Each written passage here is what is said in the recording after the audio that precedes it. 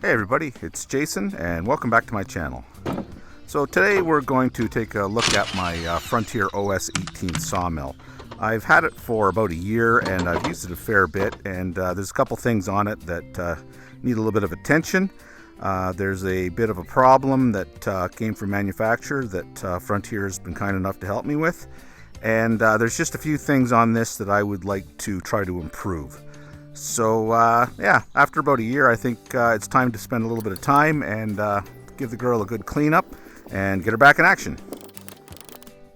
So a couple months ago, I was cutting through some white oak, which is a bit of work, to be honest with you. It's pretty strong wood, and I noticed a kind of plastic smell, burning plastic smell, and that's when I noticed that my muffler is starting to eat through the saw belt cover, the safety cover. So I contacted Frontier, and they said, "Yep, that's something we can help you with."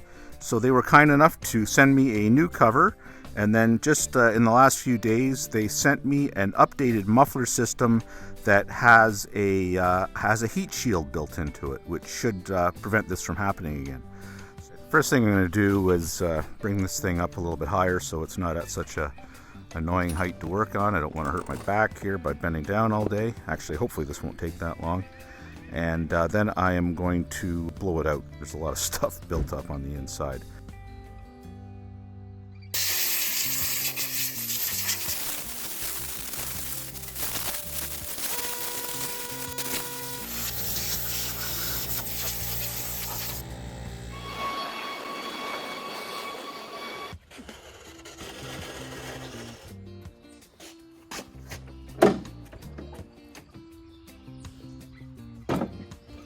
Okay, in case you're wondering, I did have to take the handle off to fit it into my shed. I've got a bit of a confined space in there, so that's why it's not on. And the next thing is I put this moving blanket underneath because there's a lot of small little bits and pieces, and I have a tendency to drop a lot of stuff, so this kind of keeps it from going into the grass and having me have to find it with a magnet.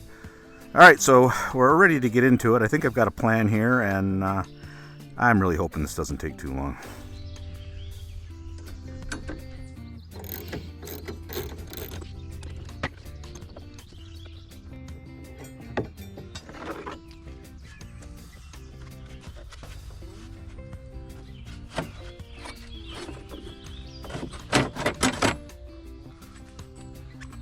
So while I'm thinking about this, I've gone through about 5 of these idler belts, which seems to be a little bit excessive to me. They kind of stretch after a while, and they work out, and then eventually they cause all kinds of trouble.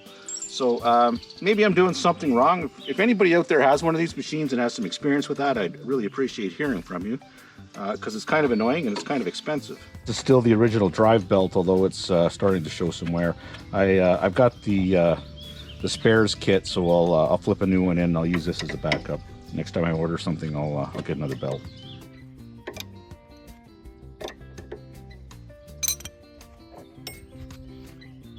If you have one of these units and you put it together, you'll know that the cutting portion of this, the cutting head, all comes pre-assembled. So this is all kind of new territory for me, but I don't think it's that complicated. The manual is quite good, loaded diagrams and all that sort of thing, so I'm pretty sure I'm going to get through this okay. But yeah, this is definitely all new.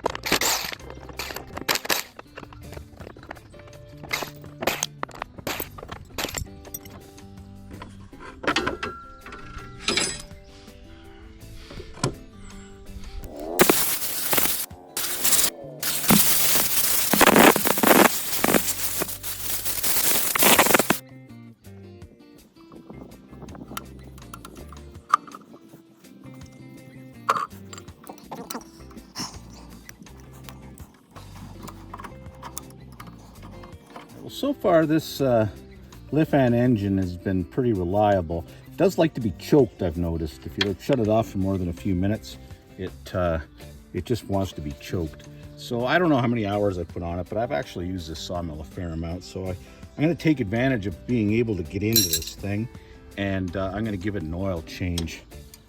So we're back to metric. And yeah, access to this stuff is very difficult with that guard on, so might as well take advantage of it. There we go. That's pretty dark coming out of there, so I guess it is time for an oil change. Well, that's draining. Let's see if we can get this heat shield off. This is the part that they have replaced with a bit more significant heat shield. Hopefully these come. Oh yeah, nice. I'll show you the difference in just a second.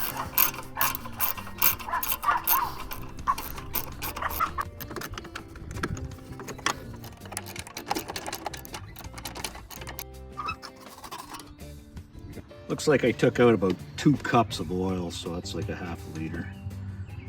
Just top it up slowly. Keep checking it.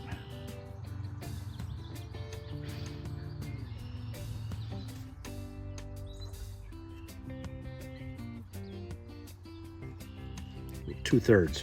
That's what you want. All right, let me show you the difference in the heat shields. So this is the original one. Okay. So you recall that right about here was where that plastic was, completely melted it. Okay. Okay. And this is the new one. Right there.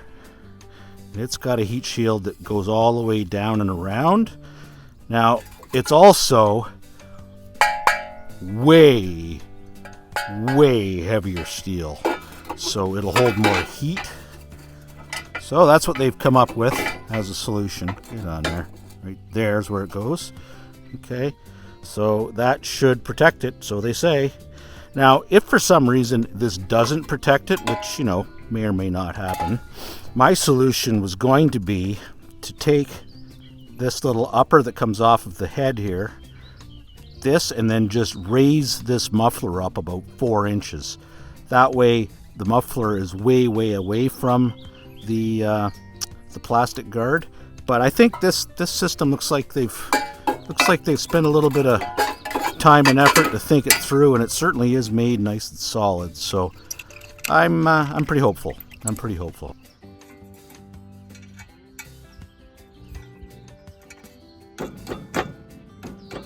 Awesome. All right, just about to change these belt brushes over. They're just thumb screws. I see I'm missing one. I think they're, well, who knows? They might be metric. They look like M6, but they might be 1/4 inch. Who knows? So I'll just put a regular bolt into that one, I think.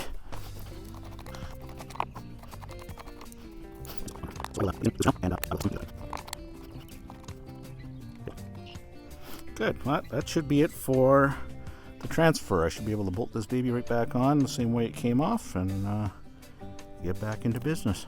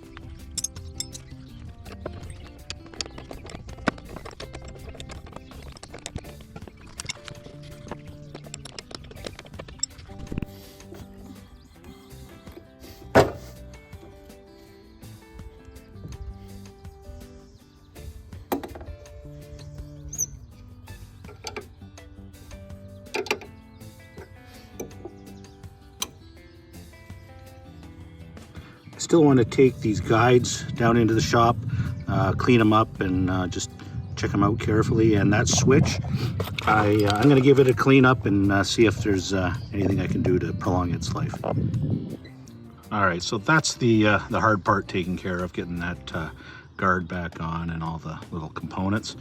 So I unfortunately am running out of time today. It's a long weekend here in Canada, and I've got some socializing to do.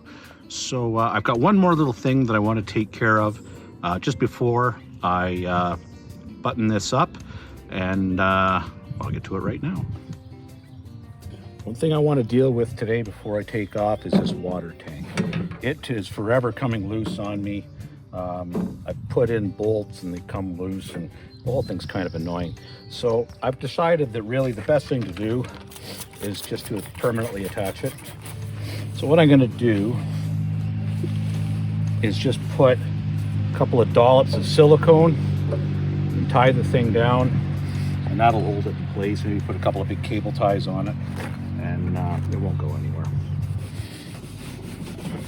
Silicone needs nice clean surfaces. So let's get this as best we can. We'll give it a couple minutes to dry out. All right, that's nice and dry now. So all I'm going to do is I'm going to put it back into position. Okay, which is right where we're there. I'm just going to lift this up slightly.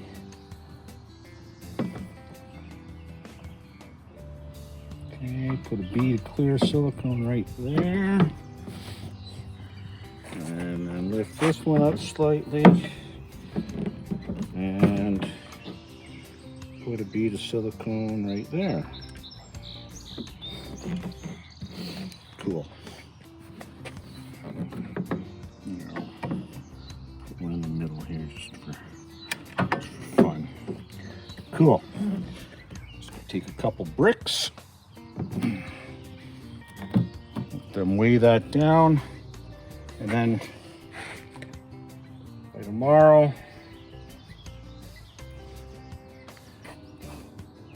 that silicone will have set and that tank will not move.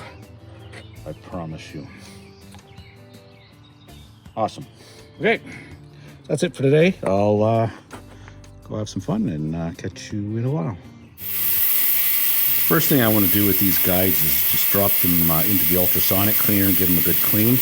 I found that my blade tends to wander a little bit, even when it's brand new, and I think I just got this stuff set up wrong.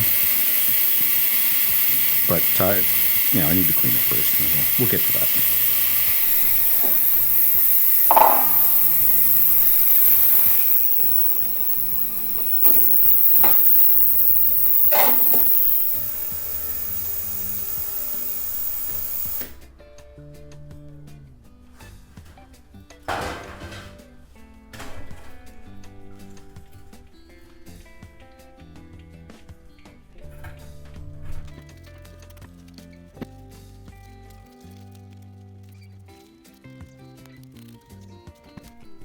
Okay, let's strip these babies down.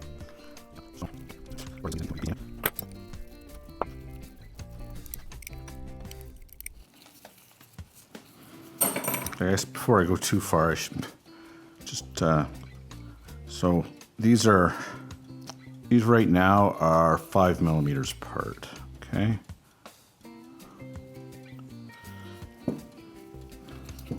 This one.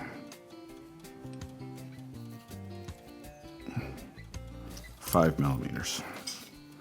I think that's a bit wide, but I'll check the manual again and see what it has to say. Actually, I don't have to take those out, do I? Just have to make sure they're loose, which they're definitely not.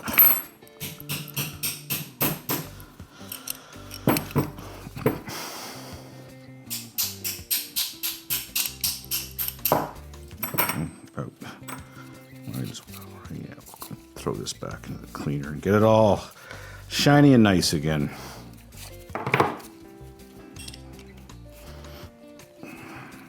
Okay. Bearing's got a pretty rough life. Okay, so there's 2 spacer washers underneath it. It's not bad though. It's got a groove kind of wearing in it. That's could be part of the problem. Maybe it's starting to wander that way. I've got spares in the spare kit. So.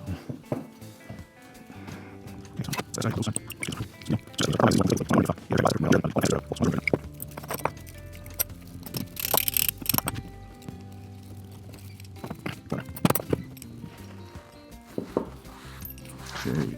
Oh, now it's got 3 washers under it. This one's not nearly as bad, not grooved like the other one. This other one's got actual paths kind of wore into it. Huh. I guess that's probably the one closest to the drive wheels, my guess, because this other one sort of moves and might not be as tight. All right, we'll throw them back in the cleaner for a while and see how it goes.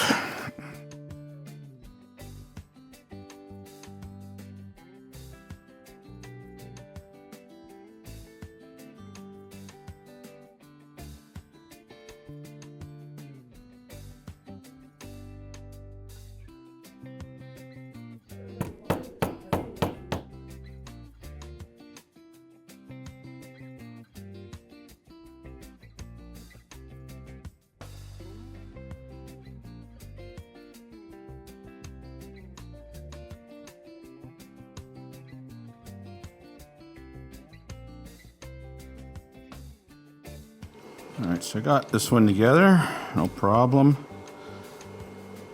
That's an old bearing. And then I've got this one together. I haven't got the blocks in yet. It's got a brand new bearing. I bought the spare parts kit and it came with a spare bearing. So I've also decided to put in, this side didn't come with set screws. I'm going to put set screws in all the way around just to hold them a little bit tight. The reason I'm doing that is I don't know if you can see this. I don't know if they came like this. I kind of rather doubt it because we would have done a better job. But they show that the blade wasn't going through parallel. So I'm going to do a little adjusting and see if I can't get this just perfect. And tighten that gap up just a little bit to keep the blade from wandering. Okay, let's take a look at this switch. It's pretty badly corroded. It's it's just a spring to take a little bit of the hit when the doors close, so it doesn't have to be perfectly aligned. It's corroded pretty bad in there, but unfortunately, it sits in a kind of a funny place, and it's exactly where all the sawdust collects. So I don't clean my sawmill after every use. I probably use mine a little bit more industrially than it's intended, but it's the sawmill I have and it's what I use. So maybe this is just not that robust, really. But it was never intended to be, or it was a cost-cutting feature, whatever. I'm going to put it back in. I'll try to be a little bit more diligent in my cleaning, but I can't promise that's going to work out very well. And if it fails, then I'm just going to take it out. I'm just going to put this same blade right back into it. I've only used it in one instance. I've cut one log with it, so lots of life left. A little rusty, but that's how they get when they get used. Here's my usual tightening procedure.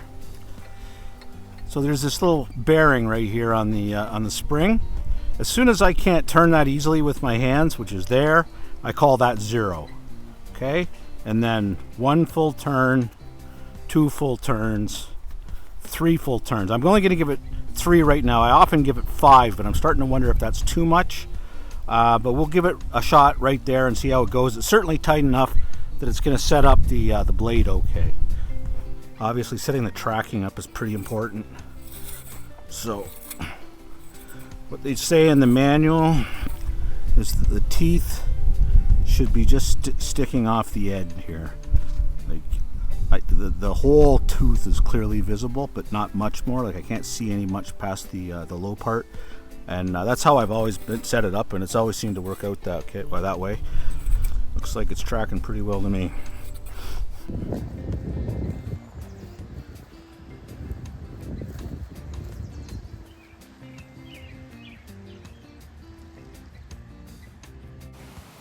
Okay, so this is what I suspected was going on here, and let me just show it to you, and I'm going to have to kind of figure out how I'm going to fix it. When I tighten down this guide to where it wants to sit, it is on an angle to the path of the blade. See it there?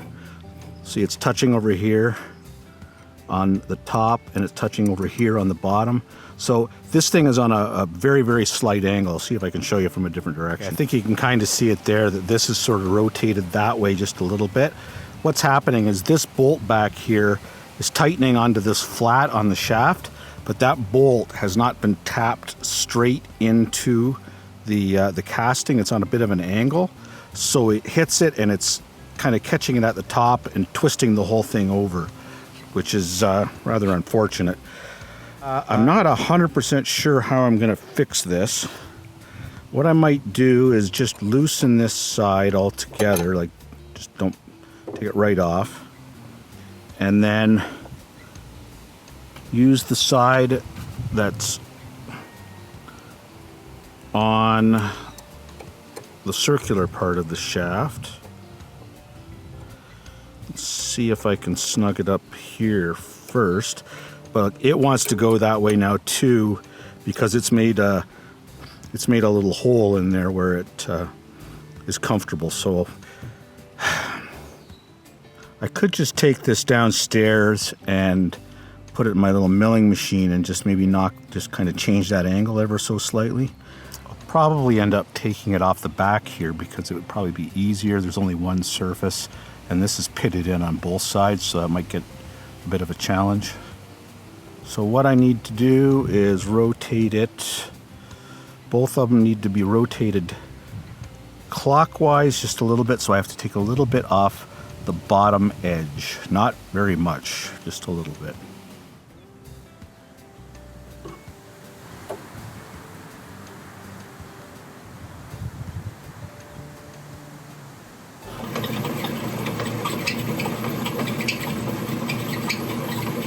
That's kind of hard to make out, but you can see there's a little bit of angle there. So that's a 2.5 degree angle, what my little electronic protractor told me I needed to take out. So I'm going to install it and see if it worked.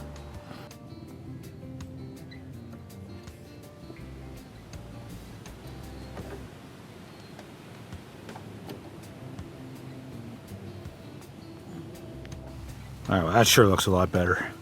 The other guide had the same problem. It was only 2 degrees out, but I gave it the same treatment, and now it's nice and straight. Just before putting it back into action, I had to lubricate the linear bearing that's underneath the sawmill. I shot a bit of grease through the fitting that's on the bearing portion, and you just want to make sure that thing can operate smoothly. Just a couple of small items before I close it all up. I have to set the small brushes, the ones that clean the backs of the belts, reinstalled that touch switch, and then I made sure that the new muffler and guard fit well, which it seems to. So after all that, the machine seems to be working just fine. I just took a quick test on this chunk of cherry that I had laying around. I've got a stack of logs waiting for me though, so there will be another video coming out fairly soon of me just probably cutting a whole bunch of logs. So if you're into that, why don't you hit the subscribe button, and thank you very much for watching. That's all I've got for you today.